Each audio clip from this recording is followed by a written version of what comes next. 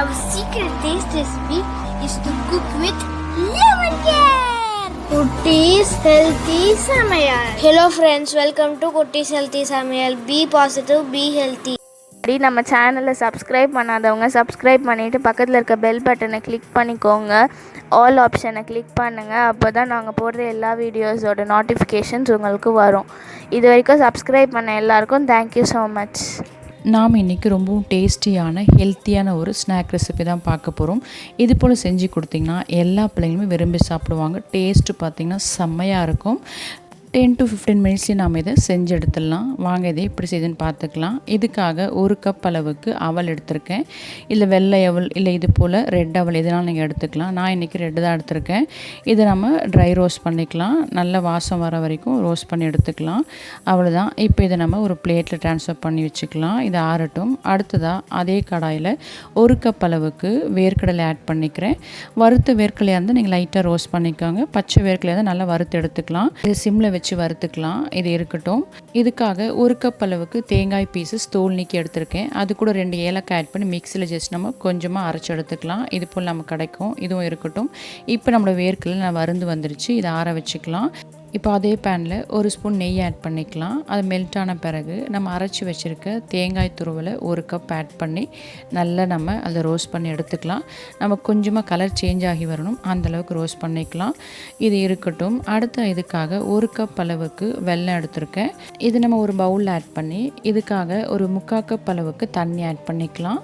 இதில் ஆட் பண்ணுற எல்லா இன்க்ரீடியன்ஸுமே 1 கப் அளவுக்கு தான் எடுத்திருக்கோம். ஸோ இந்த தண்ணி அளவு நமக்கு கரெக்டாக இருக்கும். இந்த வெல்லம் கரையிறதுக்காக கொதிக்க வச்சு வடிகட்டி அடுத்ததாக அவல் நல்லா ஆறி இருக்குது. இதை ஒரு மிக்ஸி ஜாரில் ஆட் பண்ணி நல்லா நைஸ் பவுடரை அரைச்சி எடுத்துக்கலாம். இந்த அளவுக்கு இதை நம்ம ஒரு பிளேட்க்கு மாற்றிக்கலாம். அவல் நம்ம வறுத்து தான் அரைச்சிருக்கோம். ஸோ வாசமும் ரொம்ப நல்லாயிருக்கும். நமக்கு நைஸ் பவுடராகவும் கிடைக்கும். இது இருக்கட்டும். அடுத்ததாக வறுத்த தேங்காயும் நமக்கு ரெடி ஆகிடுச்சு. இதையும் நம்ம அதே பிளேட்டில் ட்ரான்ஸ்ஃபர் பண்ணிக்கலாம். அடுத்ததாக அதே பேனில் 1 ஸ்பூன் நெய் ஆட் பண்ணிக்கலாம். நெய் மெல்ட் ஆன பிறகு ஒரு 10 முந்திரி அளவுக்கு நான் ஆட் பண்ணிக்கிறேன். ஆட் பண்ணி நல்லா நம்ம கொஞ்சம் ப்ரௌனாக வர அளவுக்கு வறுத்து எடுத்துக்கலாம். இந்த நட்ஸ் வந்து உங்கள் விருப்பத்துக்கு ஏற்றாப்புல நீங்கள் ஆட் பண்ணிக்கலாம். பாதாம் கூட ஆட் பண்ணிக்கலாம், பிஸ்தா ஆட் பண்ணிக்கலாம். அது உங்கள் விருப்பம் தான். நான் இன்றைக்கி முந்திரி மட்டும் ஆட் பண்ணியிருக்கேன். நல்லா நமக்கு கலர் சேஞ்ச் ஆகி வந்திருக்கு. இதையும் நாம் அதே பிளேட்லேயே ஆட் பண்ணி வச்சுக்கலாம். இதெல்லாம் இருக்கட்டும். அடுத்தது நம்ம வறுத்து வச்சுருக்க வேர்க்கடலை தோல் நீக்கிட்டு மிக்ஸியில் நம்ம அரைச்சி எடுத்துக்க போகிறோம். இது ரொம்ப ஃபைன் பவுடர் அரைக்காமல் ரஃப்பாக அரைச்சாலுமே போதும். வேர்க்கடலை பாதியாக உடைச்சா போல் நீங்கள் அரைச்சா கூட டேஸ்ட் நல்லாயிருக்கும். சின்ன பிள்ளைங்க சாப்பிட்றதா இந்த அளவுக்கு நீங்கள் அரைச்சிக்கலாம். இப்போ இது ரெடியாக இருக்குது. இதையும் நம்ம பிளேட்டில் ட்ரான்ஸ்ஃபர் பண்ணிக்கலாம். இப்போ நமக்கு தேவையானது எல்லாமே ரெடியாக இருக்குது. ஜஸ்ட் ஒரு ஸ்பூன் வச்சு நம்ம எல்லாத்தையும் ஒன்றா மிக்ஸ் பண்ணி விட்டுக்கலாம். இப்போ இது இருக்கட்டும். அடுத்தது நாம் இதுக்காக ஒரு பேன் வச்சு காய்ச்சி வச்சுருக்க வெல்லம் சிரப்பை நம்ம வடிகட்டி எடுத்துக்கலாம். இல்லைக்கு டஸ்ட் ரிமூவ் பண்ணுறதுக்காக தான் இப்படி நம்ம செய்கிறோம்.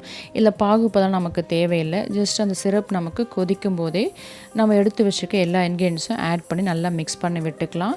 இதை ஆட் பண்ண உடனே நமக்கு திக்கான பதத்துக்கு வந்துடும். எல்லா இன்க்ரீடியன்ஸும் ஆட் பண்ண பிறகு நல்லா மிக்ஸ் பண்ணிக்கலாம். இது மிக்ஸ் பண்ணும்போதே நமக்கு நல்லா திக்காகிடும். ரொம்ப டைம் எடுக்காது. இதை ஆட் பண்ண பிறகு 2 ஸ்பூன் அளவுக்கு நெய் ஆட் பண்ணிக்கலாம். நெய் ஆட் நல்லா மிக்ஸ் பண்ணி ஜஸ்ட் ஒரு 5 மினிட்ஸ் நமக்கு ரெடி ஆகிடும்.